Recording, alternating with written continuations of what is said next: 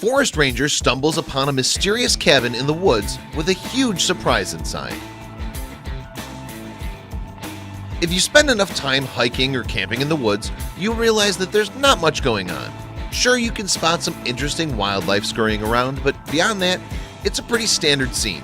Trees, rocks, bugs, a wayward squirrel or two, and not much else.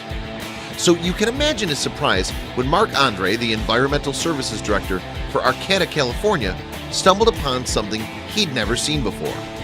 He'd been marking trees to be harvested in the Arcata Community Forest when he realized something just wasn't right. When he stepped closer to investigate, his jaw dropped. Marc-Andre of Arcata, California has devoted his career to exploring the woods in Northern California. As the town's Environmental Services Director, it was his job to spend time out in the wilderness. He knew the area like the back of his hand, or so he thought. Recently, while he was out marking trees to be harvested in the Arcata Community Forest, he stumbled upon something just past the trees that he hadn't ever seen before. It certainly wasn't there the last time he'd been in the area. It was almost perfectly camouflaged, and as Mark moved closer to it, he realized it was some sort of elaborate makeshift cabin. Clearly illegally constructed, he wasn't quite sure what he'd find when he went inside. The cabin was situated in one of the most remote areas of the Arcata Forest. Mark hadn't explored this area since about 1985, back when he was still just a forest technician. Obviously, whoever built this wasn't expecting to be discovered. The first thing Mark noted about the cabin was that it seemed to be fairly well constructed. Every now and then, rangers will find random pieces of debris put together by someone looking for shelter in the woods. But this was far from random, it was expertly planned. The cabin measured roughly 8 feet by 12 feet and was estimated to be about 15 feet high. It featured a peaked rooftop, a front porch and awning, and plywood walls covered in tarps. It was even built on a solid concrete foundation. Mark could only assume its isolation was what made constructing the cabin possible in the first place. "I didn't see it until I was 12 feet from it," he explained. "It's in the perfect out-of-the-way spot where it wouldn't be detected." What made the cabin even more mysterious was that no footpaths or trails led to it.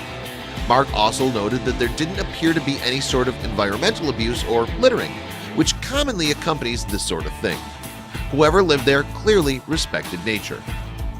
Mark decided to call forest technicians Javier Noguera and Nick Manfredonia for help. Along with park ranger Heidi Grossman, they trekked back to the site to explore the inside. When they finally cut the padlock and flung open the doors, they weren't sure what or who they'd find inside. As Heidi entered the cabin, gun drawn, she shouted, "Arcata Police!" but no one answered. Soon the group began to scour the contents of the abode to see if they could figure out any details about its owner. The group was quick to note the tidily kept quarters. In the living room and kitchen area, housekeeping supplies and assorted cans of food sat on shelves built into the wall. In many ways, everything seemed ordinary. Still, there was more to explore. Beside a rocking chair, there was a coffee table with a tea kettle sitting on it. Directly across from the chair was a pot-bellied stove. Whoever'd been living here wasn't exactly struggling out in the wilderness. In another corner of the cabin was a small bookshelf constructed on a wall. It was lined with various titles, including Catch Me If You Can and Medicinal Plants of the Pacific West. Soon the rangers began to suspect it was an older person who'd been living there. Other items like a stack of tapes lent credence to the search party's suspicions. Still, they continued to search for other clues that might help them determine just who it was that called this mysterious place home. The group also found a handwritten list of things to do and get, which told them a little more about the cabin's inhabitant. The list, which included dates, was comprised of tasks such as build bench, extend brush wall, season cast irons, get 6-inch stovepipe flashing, and get tongs 1/22/11. Near the stove, the group also found a copy of nearby Humboldt State University's The Lumberjack newspaper, dated March 25, 2015. Between the list and the paper, the team started to piece together a timeline for when the cabin's owner might have lived there. While they did find 2 driver's licenses, they each bore the names of different people, and they didn't lead the search party to any conclusions as to who lived there.